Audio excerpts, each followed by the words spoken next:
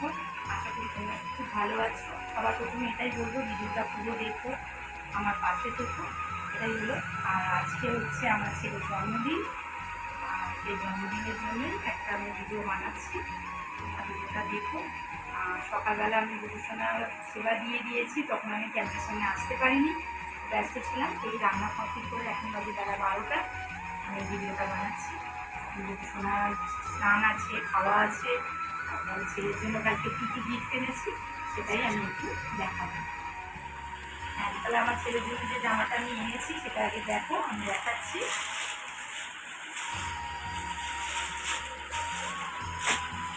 একটা ঘরে পরার জন্য একটা হাফ প্যান্ট নিয়ে এসেছি, দেখো হাফ প্যান্টটা নিয়েছি।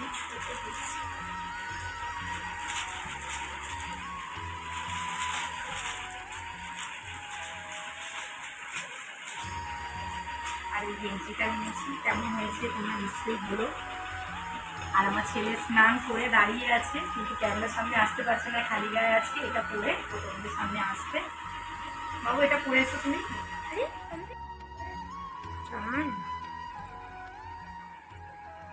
দেখো আমার ছেলে চলে এসেছে, আর এই যে কেমন লাগছে ওকে অবশ্যই জানিও।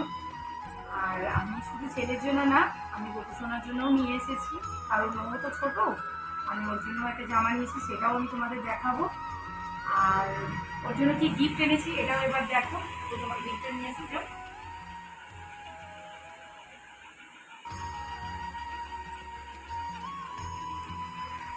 দেখো, ওর অনেক দিনের ইচ্ছে, ও হচ্ছে ক্যারাম বোর্ড নেবে। আর ভাবলাম যে এবারে জন্মদিন ওকে ক্যারাম বোর্ডটাই দেওয়া হোক। আর কালকে এই যে ঘুরে ঘুরে ওর জন্য ক্যারাম বোর্ড কিনে নিয়ে এসেছি। আর একটা জিনিস, ওর ক্যারাম বোর্ডটা তো দেখলে। আর হচ্ছে ওর পাপা ওকে এই ডায়েরিটা দিয়েছে। ডায়েরি এই কারণেই দিয়েছে, ওরা ছোটো ছোটো গল্প, তারপর হচ্ছে কবিতার বাড়ির খাতাতে লেখে, সেগুলো খুবই ভালোভাবে লেখে বলে তাহলে ভাবলাম যে একটা ডায়েরি দিলেও সেই ডায়েরিটায় লিখুক, সেটার জন্য একটু চর্চাটাও হবে। দেখা যাক পরে যদি কখনো কোনো গল্প কবিতা ভালো লাগে তোমাদের সঙ্গে শেয়ার করবো। আর এবারে তাহলে চলো গবেষণার দুপুরের সেবাটা দিয়ে দিই। তাহলে চলো আমি গবেষণার সেবা আর গবেষণার জন্য কি কিনেছি সেগুলো দেখাবো। দেখো আমি চলে এলাম, এক জায়গায় রয়েছে একটুখানি মানিয়ে দিল। আর হচ্ছে এবার আমি ভালো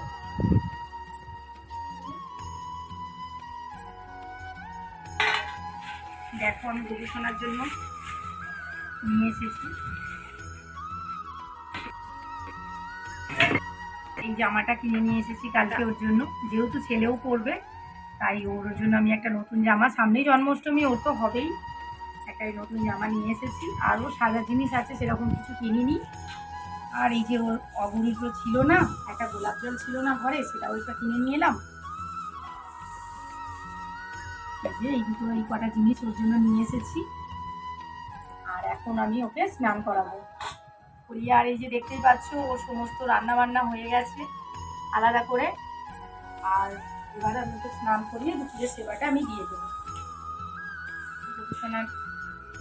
ও খালি গায়ে ছিল, আজকে ঘুম থেকে উঠে আর জামা পরাইনি, ঠিক আছে।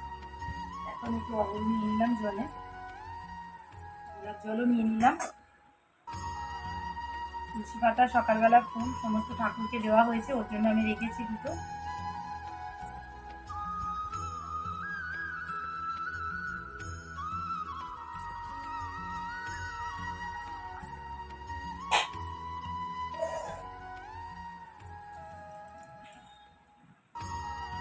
একটু মধু ভালো করে আমি ওকে মাখিয়ে দিচ্ছি। মাঝে মাঝে ওকে মধু দিয়ে একটু চান করাই, মধু কখনো কখনো ঘি, যখন যেরকম থাকে, কখনো দুধ থাকলে একটু দুধ দিয়ে।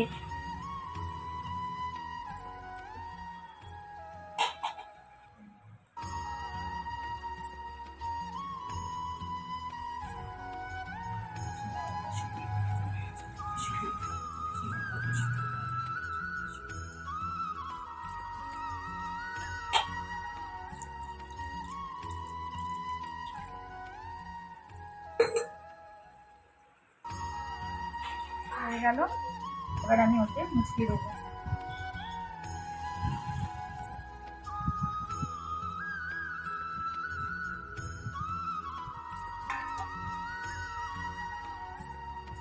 আসনটা ছিঁড়ে গেছে একদম, ওর জন্মাষ্টমীর সময়তেই আসনও নিতে হবে।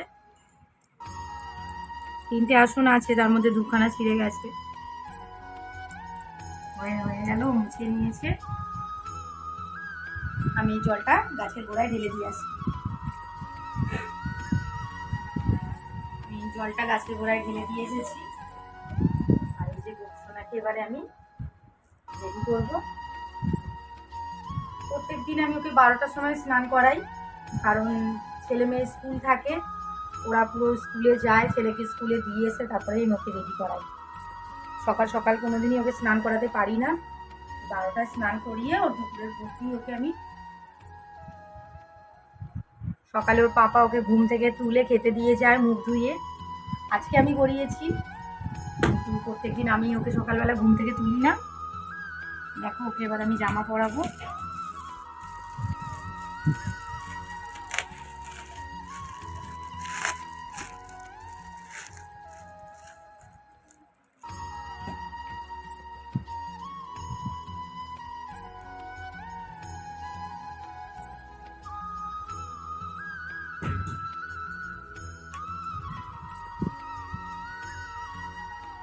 জানি না জামাটা হবে কিনা।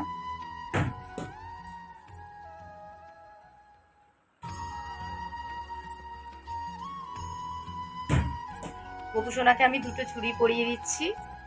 আজকে একটু সাজাচ্ছি, অন্যদিন খুব একটা সাজাই না, হালকা করে একটা রূপোর চেন সবসময় পরিয়ে রাখি, আর একটা কানের। একটা চুড়ি আমি ওকে পরিয়ে দিলাম।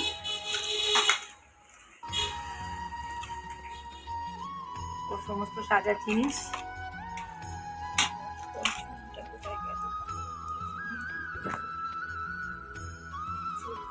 দিলাম।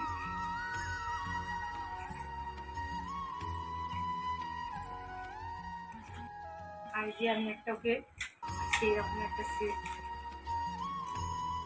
পাচ্ছি। এই যে দেখো, সব তাড়াহুড়ো করে রেখে দিই তো। এই যে এই হারটা আমি ওকে পরিয়ে দিলাম। আবার এই জন্মাষ্টমী আসছে, ওর কত রকমের হবে। ফুলটা পরিয়ে দিলাম। আর এই যে 2টো কানের সাদা। এখন এটাই হাতের কাছে আছে, এটাই পরাচ্ছি।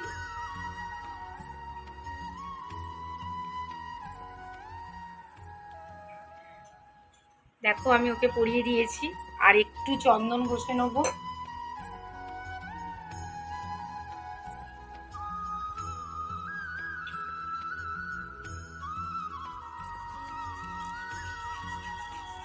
গোপুসোনাকে তো চন্দনের টিপ দিতেই হবে, আর একটু চন্দনের টিপ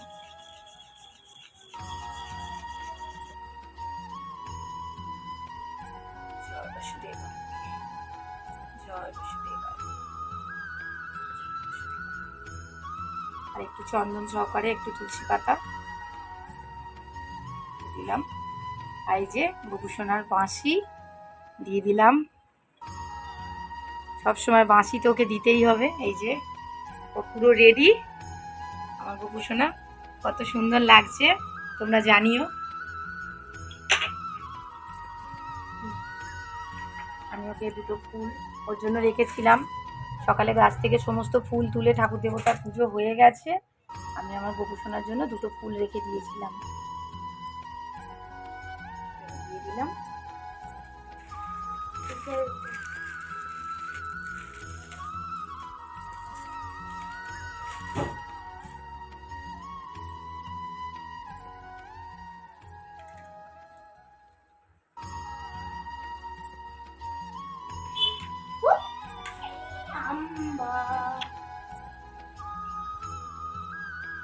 আমার ছেলে খেলছে, বুঝতে পারছো, মাঝে মাঝে অন্যরকম আওয়াজ পাওয়া যাচ্ছে।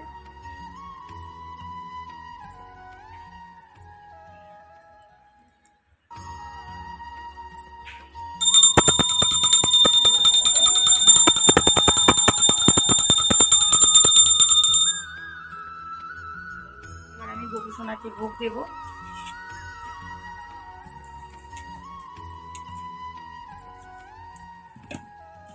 ছেলেকে স্পেশাল করে দিতে হবে, তাহলে তো আমার গবুসোনাকে তো দিতেই হবে, তাই না? তাই বাবু ওখান থেকে বাবু একটা চামচ দাও।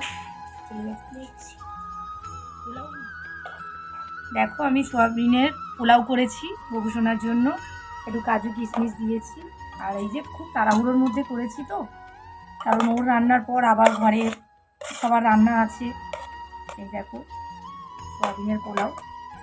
আর ছেলেকে তো 5 রকম ভাজা আজকে দিতে হয়, তাই ভাবলাম গবুসোনাকে আগে দিই, তারপরে ছেলেকে দেবো। দেখো খুব তাড়াহুড়োর মধ্যে সব এক জায়গায় জড়িয়ে আছে, সাজিয়ে দেবো, দেখতে পাবে। আর করেছি গবুসোনার জন্য পায়েস, এবং আমার ছেলে তারপর খাবে। আর কালকে আমি নিয়ে এসেছিলাম একটু আনার কেক। এই দেখো এগুলোই হলো ওর আজকে দুপুরের ভোগ। ও পুরো রেডি করে ফেলেছি। আর এই যে এবার আমার গবুসোনা খাবে। দেখো এই যে আমি কি কি ভাজাভুজি করেছি, ভাজাভুজিগুলো একটু দেখিয়ে দিই, তখন তো সব একসঙ্গে ছিল। এরকম বেগুন ভাজা, ঢেঁড়স ভাজা, পটল ভাজা, আলু ভাজা আর করলা ভাজা। আর বাকি তো সব তোমাদের বলেই দিয়েছি গবুসোনার জন্য কি কি করেছিলাম। দেখো আমার মেয়ে এই যে পায়েসটা গার্নিশিং করেছে। সে ক্যামেরার সামনে আসেনি, ক্যামেরা করছে। আর এবার আমার গবুসোনা খাবে।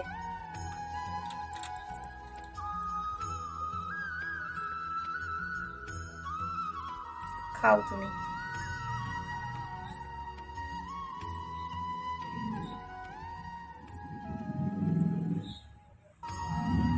হাতে করেই খাওয়ানো ভালো।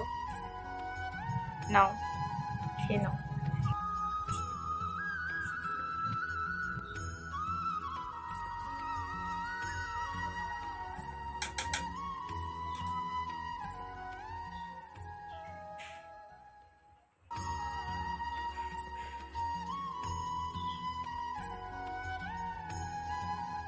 দেখো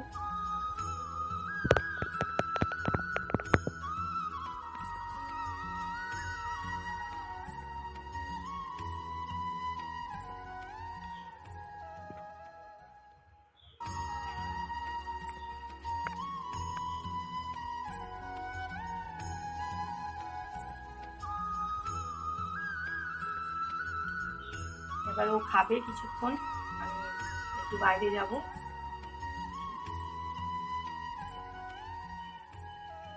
গবুসোনাকে ভোগ দিয়ে চলে এসেছি, ও কিছুক্ষণ খাবে, তারপরে সেই ভোগটা আমি তুলে নিয়ে ওর মুখে ধুয়ে দেবো। আর এরপর তো কিছু কাজ আছে, ছেলেকে মেয়েকে খেতে দেবো। আর ভিডিওটা তো অনেক বড় হয়ে যাচ্ছে, বাকিটা পরে ভিডিওতে দেবো। তোমরা ভালো থেকো, সুস্থ থেকো, এবং এইভাবে আমার পাশে থেকো। টাটা।